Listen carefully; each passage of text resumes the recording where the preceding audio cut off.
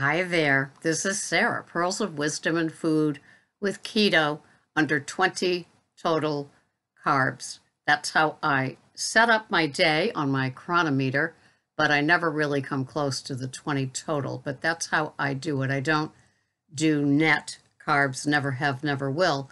To me, that is just my food addict, also known as Ms. Slick, stepping in and trying to get away with something because she did. I don't even know.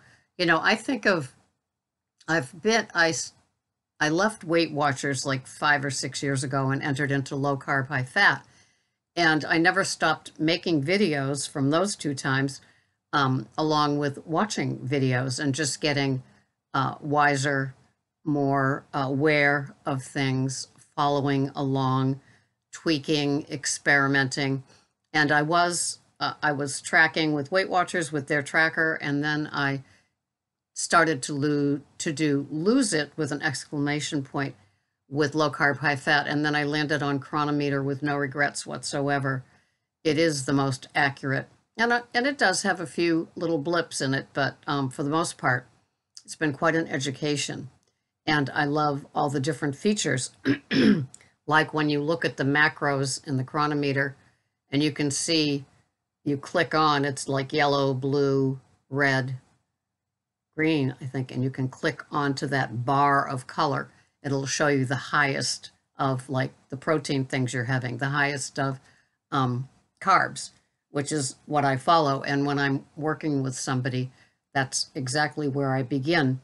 And the difference, like one client was she put 1 cup of chopped broccoli. And when it comes to iffy things, I always say definitely use carbs, use grams, but sometimes ounces works, like for me with meat. But when it comes to the pourables, like heavy whipping cream or oil, or even butter, sour cream, cream cheese, those little iffy things, I always say weigh in grams. And as you look at the food package, it will give you the amount of grams, which is great. And so I do that, and then I plan my day. I have lowered my fat considerably. I would say, like, I used to be all the way up to 130. I've had a few 140 grams of fat days, but I was usually 120 to 130, and now I try to be between 80 and 95 grams of fat. Towards the 80 is my goal. And then I upped my protein from like under 40 to between 60 and 80. And it seems to have landed quite nicely. And I upped my veggies just a skosh. So my carbs are usually under 10, but I can squeeze in, like 35 grams of asparagus or cauliflower that I saute on the stove, along with a salad. And speaking of salads, I don't know if it's new, but it is new to me. Trader Joe's has this riced veggie medley, and half a cup, which is 85 grams, on their label, has 5 carbs, 5 total carbs. So what I did was I took 50 grams instead of the 85, and it's sitting on the Good Culture cottage cheese, along with the leafy Trader Joe organic butter lettuce with radicchio. So it's a nice little mountain of things.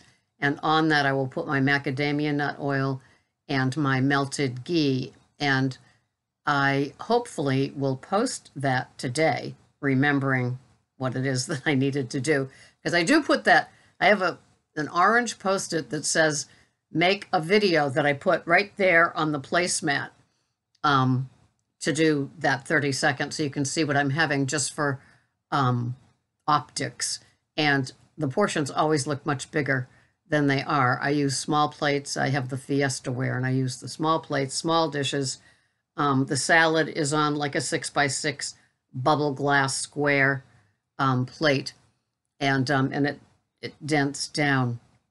And so that's how I do it. I weigh and measure my macadamia nut oil. I weigh out the 10 grams in my little teacup, And then I add the 7 grams of Fourth and Heart pink Himalayan salt ghee. And those two things I put on top of the toaster oven because I heat the plates for our OMAD. And so that 200-degree toaster oven thing will melt the ghee into the macadamia nut oil. And then I, pour it on like I do here with my bubbly personality. I pour it on. Yeah. So I'm having that, and then I'm having leftover stew, which is basically leftover cauliflower crumbles and Brussels sprouts from the big green egg with, this happens to be stew beef from Whole Foods that is that animal rated one, and it was on sale, and then if you use your Prime, it's on sale another $1. So $3.99 for really good beef. So I cut that up like in small little strippy thick so I can kind of like shred it just a little bit. And with some organic stock from Market Basket, of course, beef stock. And then I just put it in my little Martha Stewart crock pot and cook away. And it just works. Right now, I have a larger size Martha Stewart enameled cast iron, and I've got a pork shoulder with no additives and things like that.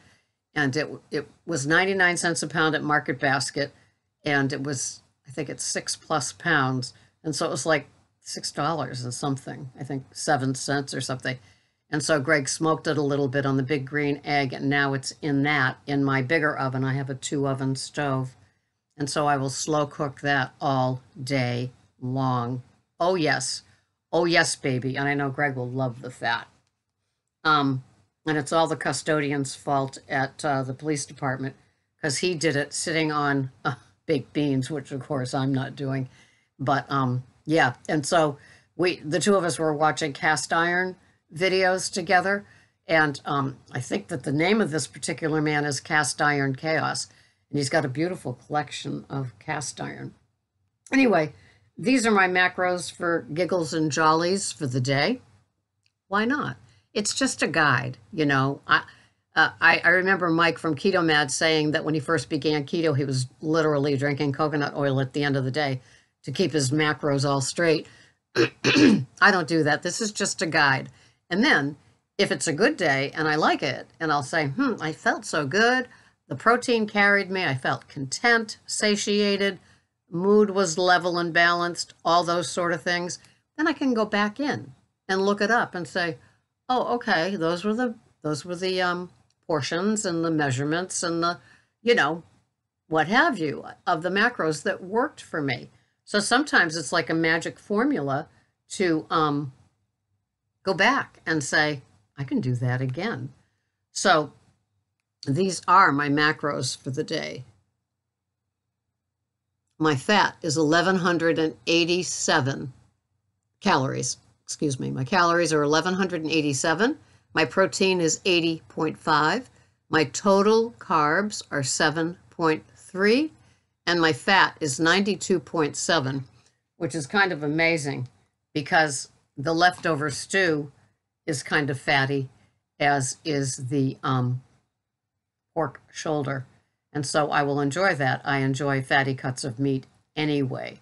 And so what I'm going to do is freeze some portions of that pork shoulder and make little barbecue pork sliders to go with the other high-carb items that my children all have on Christmas Eve when they come. And it will work. And I'm going to freeze it in hunks. So then as I defrost it, I can just do that so it just doesn't get dried out in the freezer.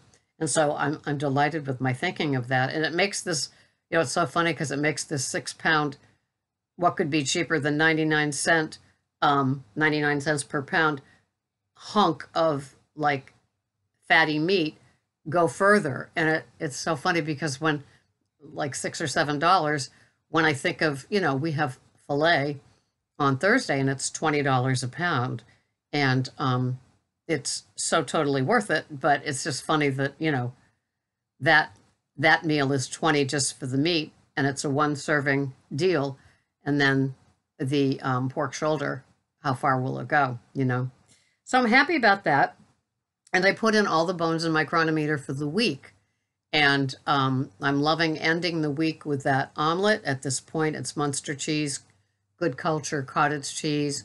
On the side is a fennel sweet Italian sausage. I love fennel. I think it's my favorite go-to. It's in my pizza. I like it in sauces. You know, the Rouse pizza sauce, like for those meatballs.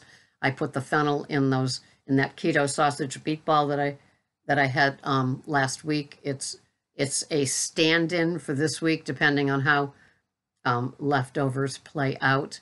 But yeah, I'm very happy and content with my foods the way that they are. I have a persistent high blood pressure thing. I'm using the wrist cuff. Perhaps that's part of the problem.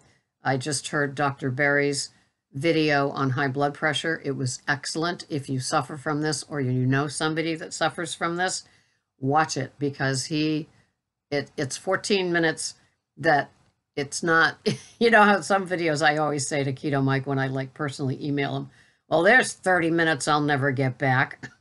Well, this is 14 minutes that you'll be glad you have, because he's got your back. And I'm delighted about that. So I'm thinking that my handy dandy little wrist cuff, high blood pressure contraption, ain't all it's cracked up to be. So I don't know. I do have the regular cuff one. It needs to be recalibrated. Maybe I will do the two of them and compare and just see how they are. My physician believes in the pump up one for the good old-fashioned reading and not any of these electronic ones. So it's just interesting. So I'm feeling happy, satiated, content. My mood is like that. It's a few days before Christmas, and when people are getting into the panicked thing, stay away from those parking lots. That's all I have to say. The one where I go for Trader Joe's has a Starbucks and a Christmas tree shop, and the frantic people for both those places, it's incredible. And you could go around your car and just add up the dings that you get, because the parking spaces are this big in this big SUV world, you know, fit them all in. So anytime I have to go to my Trader Joe's to replenish my heavy whipping cream, my veggies, my lettuces, my lemons, I go at 8 o'clock in the morning, right at the sound of the bell. When I get done with work and my overnight shift, I drive right there. And I will tell you that after doing the Cape-wide search for cheap lemons, 49 cents for one lemon there. And the rest of the stores love being at 99 cents. Wow, what a markup, huh? So anyway, I hope you enjoy your day. Thank you for listening to me talk about food and my menu for the day and my macros. I'm disciplined, but I'm not strict in that sense. I weigh and measure, and it helps me. I tweak, as I've tweaked with my formerly heavy fat-laden bulletproof coffees. I'm now down to 1 tablespoon of heavy whipping cream in my coffees, and I have 2 caffeinated with the option of having a third as long as it's decaf. And I'm back to having a sweetener in my coffee. I don't crave sweets anywhere else, anytime else in my food plan. I guess it's just something that it satiates in a non-nutritive way. It is a sugar alternative, Xyla. It is not an artificial sweetener. There's a difference there. One is born in a chemical lab, and the Xyla comes from North American hardwood trees. I don't know where it comes from, but it's where it comes from. So thank you for watching. Please be safe. Please be careful. Please don't throw your caution to the wind, because if you let go of keto, because these old standard favorites are coming up this time of year, just know that, you know, you might not have that luxury of coming right back on, and it could cost you. I can't tell you how many people commented last year in March that it took them from January goodies of the season to get back to keto in March. You don't want to be one of them. that feeling, that self-loathing, remorse, guilt, head stuff is never, ever worth it. It's not worth it the next day, much less 4 months later, right? So be careful, be safe, and I'm always available for the coaching if you want to have a little strict and discipline come back into your life. Thank you so much for watching. I'll see you the next time. Bye-bye for now.